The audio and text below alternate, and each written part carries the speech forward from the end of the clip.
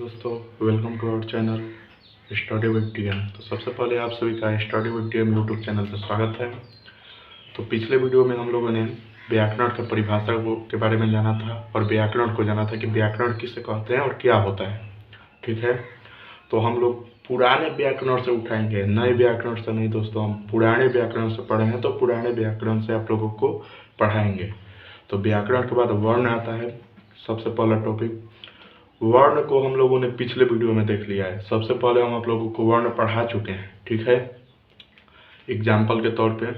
Okay, तो आज का सेशन उसका अगला टॉपिक संधि प्रकरण चलेगा। क्या चलेगा? संधि प्रकरण।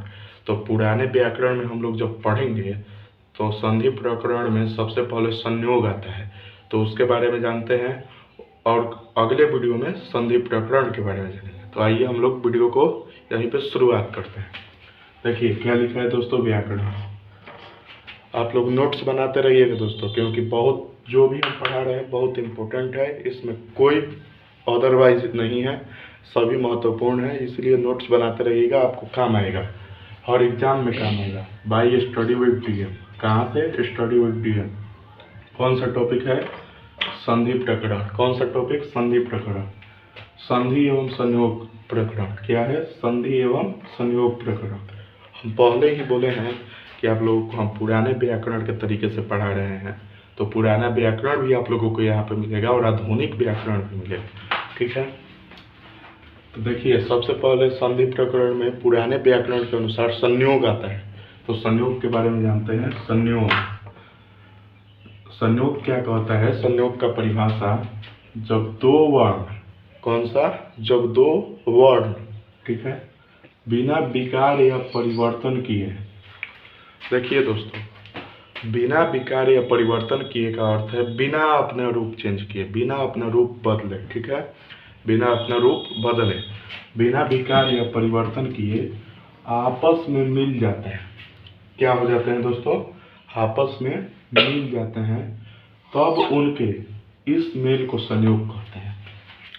यहाँ पर जिन्होंने भी व्याकरण लिखा है, जितने भी महर्षि हैं, उन्होंने कहा है कि संयोग, संयोग ऐसा चीज है जिसमें वर्ण अपना रूप बिना परिवर्तन किए, अपना रूप बिना बदले दो वर्ण आपस में मिल जाते हैं, उसे संयोग कहते हैं। दो वर्ण जब बिना अपना रूप बदले आपस में मिल जाते हैं, उसे संयोग कहते हैं, ठीक है। अब देखिए, आप लोगों ने मैथ पढ़ा होगा, फिजिक्स पढ़ा होगा, अभी भी पढ़ते होंगे कि कुछ होने के लिए कुछ महत्वपूर्ण बातें होती है, महत्वपूर्ण लाइनें होती है, ठीक है। तो संयोग की निम्नलिखित विशेषताएं होती है, ठीक है। आप लोग संयोग कैसे पहचानिएगा कि ये संयोग है? तो उसकी कुछ महत्वपूर्ण विशेषताएं होंगी, महत्वपूर्ण विशेषताएं होंगी, ठीक है। तो पहली विशेषता हम लोगों की होगी, संयोग में दो वर्ण स्पर्श मिलते हैं।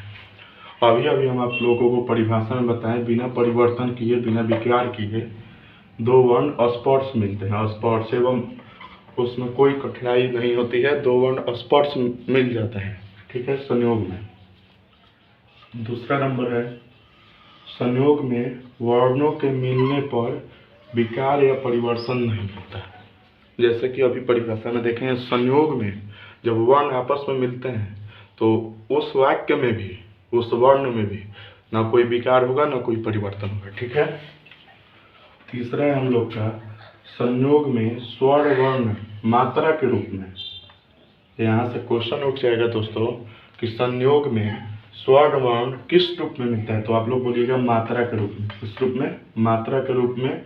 और व्यंजन वर्ण ज्यों के त्यों लिख दिए जाते हैं, ठीक है, ज्यों के त्यों लिख दिए जाते हैं। इस टॉपिक का कहने का मतलब है, आइए आप लोगों को समझाएं कि स्वर वर्ण जो होता है ना, उसको हम लोग मात्रा के रूप में लिख देते हैं और व्यंजन वर्ण ज्यों के त्यों लिख देते हैं, ठीक है। व्यंजन वर्ण ज्यों के त्यों लिख देते हैं और स्वर वर्ण को मात्रा के रूप में चढ़ा देते हैं। आइए जैसे कि एक एग्जाम्पल देखें, जैसे में अन धन उपस्थित, अन धन उपस्थित। देखिए यहाँ पर चूंकि न में हलंत है, क्या है? न में हलंत प्लस उ है, तो इसका हम लोग का बनेगा नु, क्या बनेगा? नु।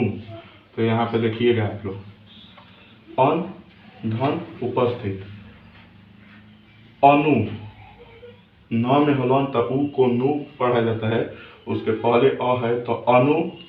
अब देखिए ज्यों के त्यों हम लोग व्यंजन वर्ण लिख दिए हैं उपस्थित, तो ये हम लोग का वाक्य क्या होगा?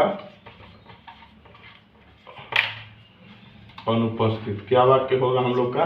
अनुपस्थित। ठीक है, देखिए यहाँ पर क्या हुआ है, अन वैसे ही लिखाया गया है और उ जो यहाँ पे स्वर वर्ण है, देखिए उ जो स्वर वर्ण है उ, यहाँ पर इसको चेंज करके इसका मात्रा दे दिया गया है, न में मात्रा, तो अनु हो गया है। ठीक है, और उपस्थित जो व्यंजन वर्ण है जेव के तेव लिख दिया गया है।